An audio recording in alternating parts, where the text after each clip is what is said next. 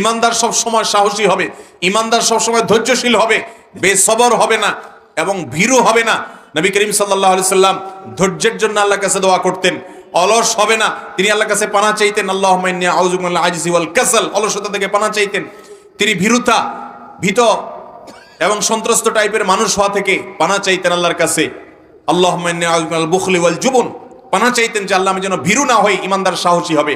সামান্য একটু পানিরই যদি আপনি ভয় পান তাহলে আপনি কিভাবে একজন ইমানদার হতে পারেন? অতএব শীতের মৌসুমে কষ্ট উপেক্ষা করে ওযু করবো তো ইনশাআল্লাহ। অনেকে ওযু করে ঠিকই, নামাজও পড়ে ঠিক, কিন্তু ওযু চাপাচাপি করে ধরে রাখে।